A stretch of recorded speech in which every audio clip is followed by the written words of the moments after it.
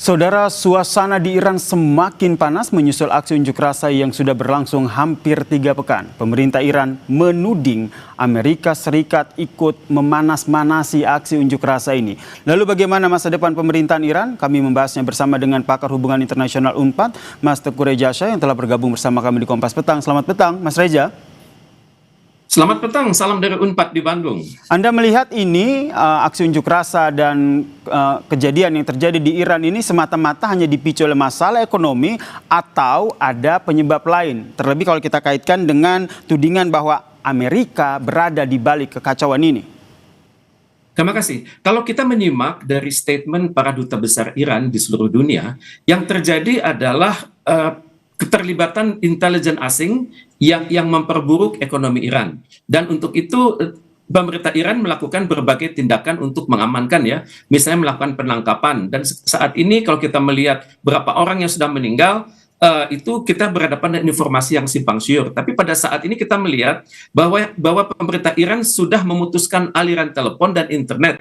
Dan memang keadaan memburuk karena diprotes oleh sekitar 85 juta warganya. Dan kita perhatikan kelompok-kelompok oposan sudah menggunakan Starlink dan jaringan-jaringan pribadi seperti telepon satelit.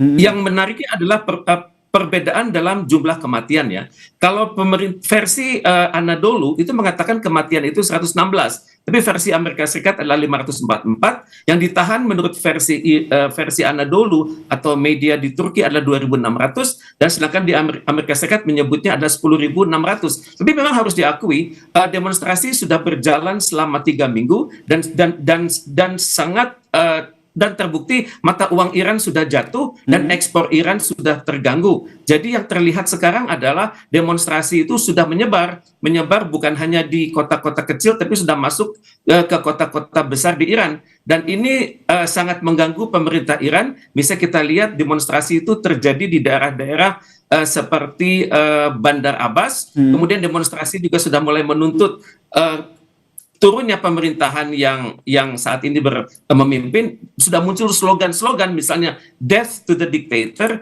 kemudian long live the Shah. Jadi menurut Anda masalah utamanya adalah ekonomi yang semakin terpuruk ya. Ditambah lagi nih tadi menarik Anda sampaikan bahwa ada pengaruh dari intelijen asing di sini. Asing yang dimaksudkan di sini siapa?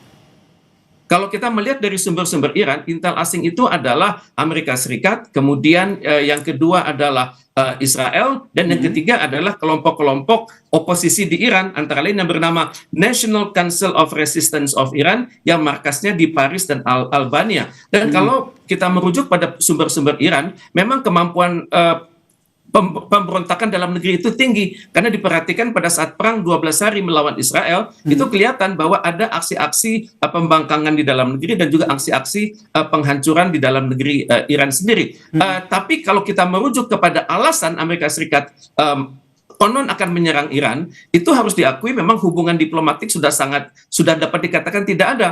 Karena sebelum 1979, hubungan Amerika Serikat, Iran, dan Israel itu sangat mesra pada saat Iran dipimpin oleh Syahansyah Muhammad Reza Pahlavi Aryamer, tapi diruntuhkan oleh suatu revolusi Iran tahun 1979 yang dipimpin oleh Ayatollah Ruhollah Khomeini. Dan sejak itu Amerika Serikat dipermalukan terus-menerus, antara lain mereka gagal menyelamatkan para sandera dalam suatu operasi tahun 79 namanya Blue Light Operation. Kemudian juga Amerika Serikat dipermalukan secara internasional saat Oliver North, seorang pejabat National Security Advisor pada Presiden Ronald Reagan, itu bersaksi atas aktivitas ilegal Amerika Serikat di Timur Tengah dan di Latin Amerika. Dan juga tampaknya Amerika Serikat saat ini sangat mendukung ambisi Israel yang bernama Greater Israel. Ini penguasaan Israel atas wilayah-wilayah di Timur Tengah yang terhambat akibat tingginya kemampuan Iran di sektor pertahanan dan keamanan.